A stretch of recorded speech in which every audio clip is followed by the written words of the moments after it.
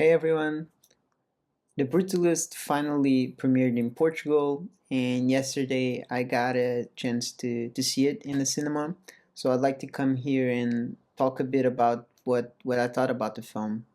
To start off, let me just preface by saying that this contains spoilers, so obviously watch the movie first and then come here next to see what I think about it. Yeah, the it's directed by Bradley Colbert, which is someone I haven't seen any really of his work, but I really enjoyed this one. I think it's a beautiful and thought-provoking film about Laszlo. Is an architect who begins a new life in the United States after fleeing his war-torn country. And while this journey initially feels hopeful, as the film progresses, it starts to reveal the cracks on the idealized American dream. From the very beginning, it's clear that Laszlo is different from his cousin.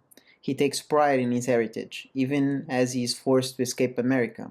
His cousin, on the other hand, decides to change his name and engage in schemes to gain popularity with the locals, highlighting a stark contrast between the two.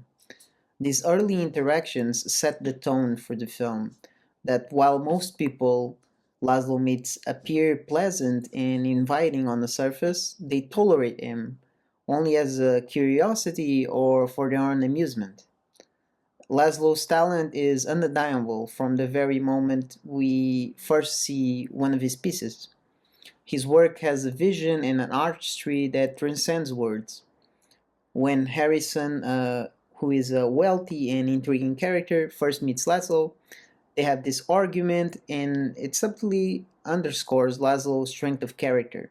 He doesn't beg for recognition or money, he lets his art speak for himself.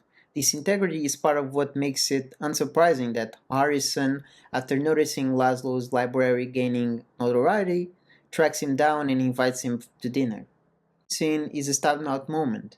It showcases the disconnect between social classes and highlights Laszlo's intellect and education. Cultural appropriation is also subtly explored. One couple tries to empathize with Laszlo by mentioning their conversion to Judaism, failing to grasp the deeper significance of religion and culture for someone who has been persecuted for simply existing within them. During this dinner, Harrison reveals his grand plan to build something unprecedented on a scale rarely imagined. Initially, Harrison appears to be a passionate visionary with the resources to bring dreams to life. Yet, looking back, his lack of true engagement with the process or with Laszlo himself reveals a man more interested in a final product and its benefits to him than the journey or the creator behind it. As the years pass, we witness Laszlo's slow deterioration. The sheer scale of the project, combined with daily compromises and stepbacks, takes a toll. His wife's entrance provides a brief breath of fresh air, but her disability becomes another source of torment for him. Reliance on Harrison's family and their growing comfort in exploiting Laszlo's family exposes their true nature. The project comes to a halt after a railroad crash, and Laszlo, through no fault of his own, is cast aside. This moment is a profound turning point for Laszlo, as it not only halts his artistic vision, but also leaves him emotionally defeated.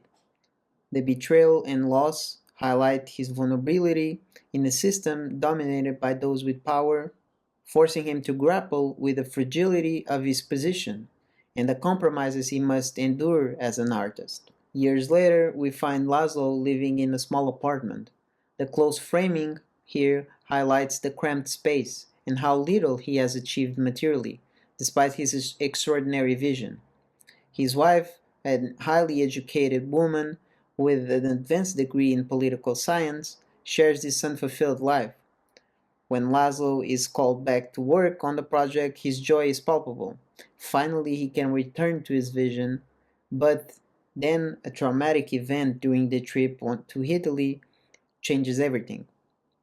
I think this is a pivotal scene that is so unexpected and, to me, the most important of the film.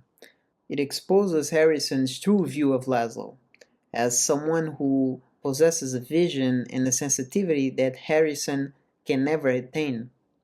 Perhaps Harrison saw Laszlo's demeanor as wasteful, or perhaps it's simply about power, but in the end, Harrison seizes power in the only way a man devoid of true intellect can, through force. From this point on, Laszlo's decline accelerates. The annihilation of his spirit becomes complete, until he confides in his wife. Despite her illness, she demonstrates remarkable strength, walking into Harrison's world and showing it what it truly means to possess dignity and character. Years later, we finally get a glimpse of the meaning behind Laszlo's masterpiece. The small rooms with disproportionately large ceilings evoke a powerful sense of entrapment, mirroring his lifelong experience of being constrained by others' terms. Yet, those towering ceilings also represent an unwielding freedom of thought, something that could never be taken away from him. The maze-like structure reflects the labyrinth of his life, marked by compromises, manipulation, and uncertainty. Despite it all, his vision emerges untainted, a testament to his resilience and the profound depth of his artistry, beyond the grasp of those who sought to control him. For me, this film was profoundly inspiring, underscoring that art is the ultimate human expression. It's a thought that has been lingering with me for quite a while, that we should aspire to create art and share our unique visions. Art in itself is entirely personal, something no one else can replicate. By acting on our creative impulses, we achieve something timeless and singular. Perhaps I'm still mourning the loss of the great David Lynch, whose life really embodied this ideal. So that's about it. Let me know what you thought of the film. It's not every day you get to see an epic of this sheer size. And also, one note that I really enjoyed was having an intermission that's a part of the film. So it has a soundtrack and it has a like a background, which kind of keeps you still engaged, although you do have that intermission. I think more films, especially epics, need to get on this because it was a good choice. So that's it. Bye bye.